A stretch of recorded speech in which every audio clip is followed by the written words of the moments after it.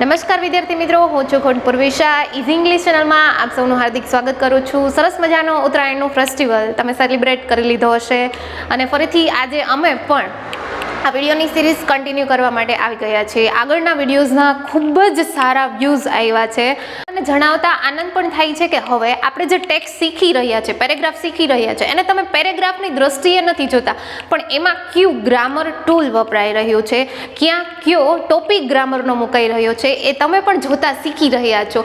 આગળ આપણે વધતા જશું અને નવા નવા ગ્રામરના ટોપિક એમાં ક્યાં ક્યાં મૂકવાનું છે એ પણ શીખવાનું છે. જો તમે આ ચેનલ પર નવા હોય તો આજે જ આ ચેનલને સબસ્ક્રાઇબ કરી લો અને આગળના વિડીયોઝ જો તમારે જોવાના બાકી હોય તો નીચે ડિસ્ક્રિપ્શનમાં લિંક આપેલી જ છે અને તમારા મિત્રોને પણ સેન્ડ કરો જેથી તે પણ આ ઇઝીલી ઇંગ્લિશને શીખી શકે. આજે પણ આપણે એક નવી સ્ટોરી મસ્ત મજાની લઈને આવ્યા છીએ, તો ચાલો શરૂ કરીએ સ્ટોરી. તો સ્ટોરી આપણે સ્ટાર્ટ કરીએ. પહેલું સેન્ટેન્સ છે, ધેર વોઝ અ બ્રાહ્મણ. એક બ્રાહ્મણ હતો. He lived in a city with his wife and children. તે તેની પત્ની અને બાળકો સાથે શહેરમાં રહેતો. The city was situated on bank of the Ganga. શહેર ગંગા નદીના તટ પર વસેલું હતું. ધ બ્રાહ્મણ વોઝ ઓલ્ડ એન્ડ પુઅર.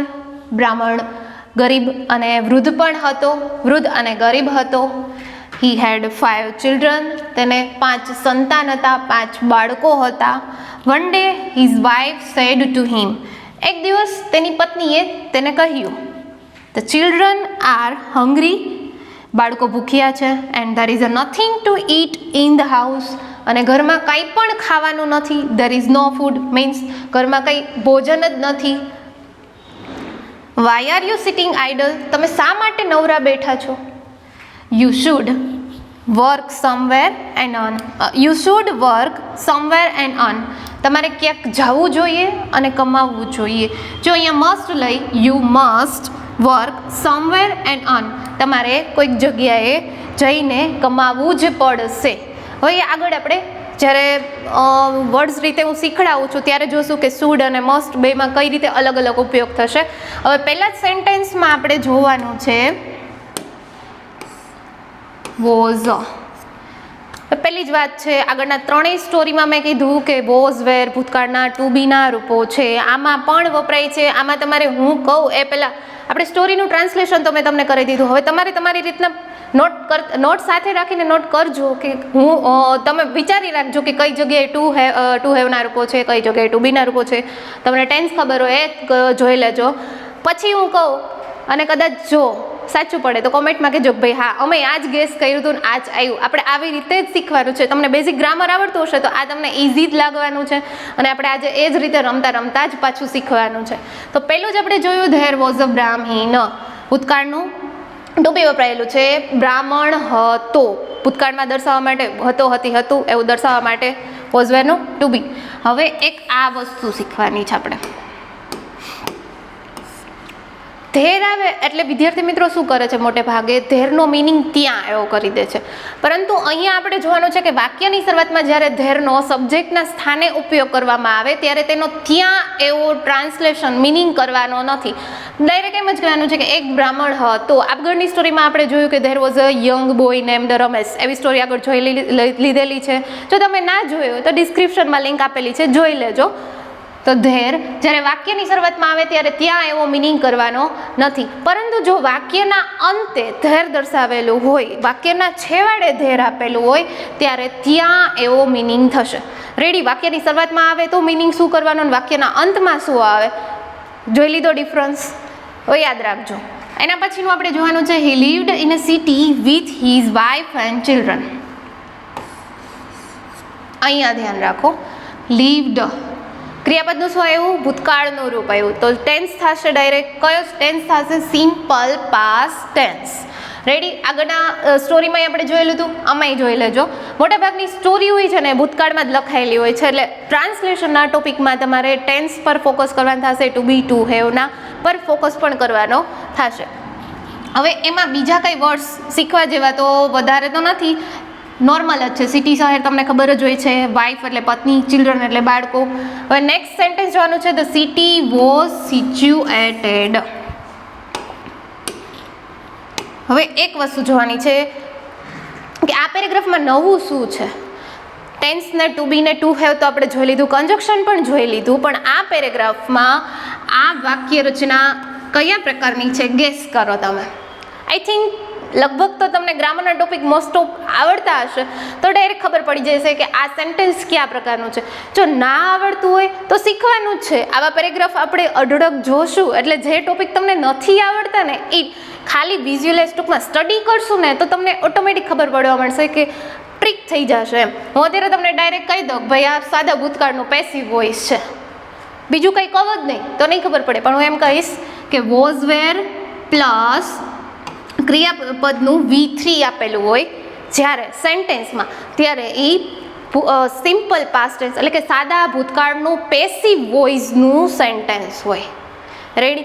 હવે તમે કદાચ નો ભણ્યા હોય ને બીજી વાર આવું સેન્ટેન્સ સામે આવે ને તમે ચેક કરો કે વોઝ વેર પ્લસ V3 છે તો શું હોય? પેસિવ વાક્ય રચના હોય. અને આનું ગુજરાતી પણ આપણે કહ્યું કે શહેર ગંગા નદીના કિનારે વસેલું છે. હવે શહેર કંઈ હાથે હાથે જ વસવાનું નથી, લોકો દ્વારા જ વસવાનું છે, તો થઈ ગયું પેસિવ વોઇસ. આ રીતે શોર્ટ ટ્રીકથી જોઈ શકો વગર ગુજરાતી કર્યા વગર. હવે એમાં બીજો એક આપણે વર્ડ પણ જોવાનો છે, બેંક. અહીંયા બેંક એટલે આપણે જે મનીવાળી બેંક નથી, નદીના કિનારા માટે બેંક વપરાય છે. એક્સ્ટ્રા વર્ડ જોવાનો તો એ.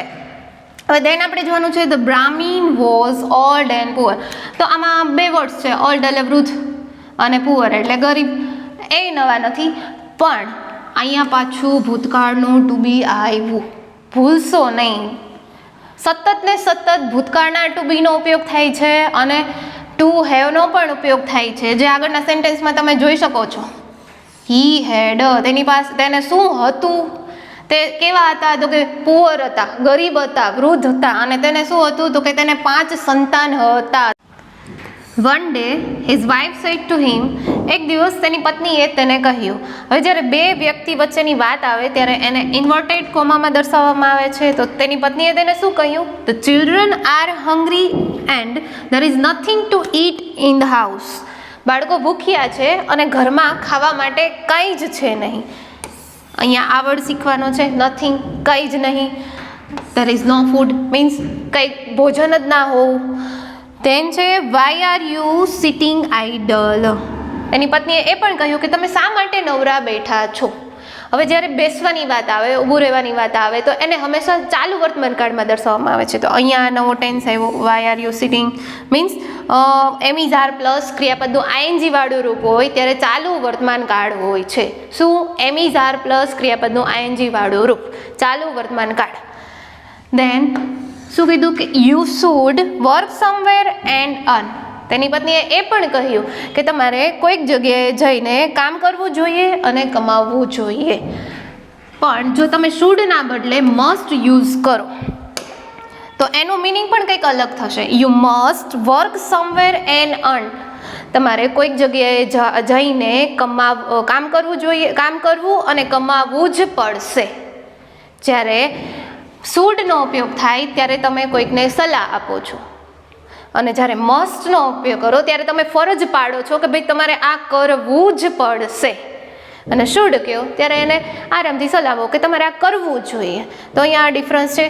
હજી એક વસ્તુ આમાં શીખવાનું છે કે આપણે આગળના ટોપિકમાં શીખાતા, આગળની સ્ટોરીમાં શીખાતા કે એન્ડથી જ્યારે બે વસ્તુ જોડાયેલી હોય ત્યારે એના ટેન્સ સમાન હોય. એવી જ રીતે અહીંયા જોવાનું છે કે શુડ અને મસ્ટ બંને મોડલ છે. મોડલ પ્લસ હંમેશા ક્રિયાપદનું મૂળ રૂપ જ મુકાય છે. અહીંયા જુઓ, વર્ક મૂળ રૂપ. હવે એન્ડ પછી પણ અહીંયા અર્ન કમાવું એ વર્બ છે, તો બે સમાન આવ્યા, બે ક્રિયાપદના V1 જ આવ્યા. રેડી? હવે એક વસ્તુ અહીંયા આ પણ જોવાની છે, સમવેર. સમવેર એટલે કોઈક જગ્યાએ. હવે નથિંગ અને સમવેર શું છે એ પણ આપણે આમાં જોવાનું છે. નથિંગ સિવાય તમે સાંભળ્યા હશે અને વાંચેલા પણ હશે, નથિંગ, સમથિંગ, એનીથિંગ, એવરીથિંગ. એવી જ રીતે સમવેર, એનીવેર, નોવેર, એવરીવેર. તો આ બંને છે ને ઇનડેફિનાઇટ પ્રોનાઉન છે. શું છે? ઇનડેફિનાઇટ પ્રોનાઉન. જો આ ઇનડેફિનાઇટ પ્રોનાઉનના તમારે વધારે સેન્ટેન્સ શીખવા હોય, એના વિશે વધારે ડીપમાં જાણવું હોય તો ઇઝી ઇંગ્લિશમાં બધા જ ઇનડેફિનાઇટ પ્રોનાઉનનો આખો ટોપિક આપેલો છે, એના સેન્ટેન્સ પણ આપેલા છે. અને આ બુક જો તમારી પાસે ના હોય તો 9998825546 પર કોન્ટેક્ટ કરી માત્ર ને માત્ર 320માં તમે ઘર બેઠા મંગાવી શકો છો, એ પણ ફ્રી કુરિયર સર્વિસથી. હવે આજે આપણે આમાં ઘણું બધું શીખ્યા. ટુ બી અને ટુ હેવ શીખા, ટેન્સનો શીખા, એ સિવાય ઇનડેફિનેટ પ્રોનાઉનનો પણ ઉપયોગ થયેલો છે, મોડલ્સ પણ આવેલા છે.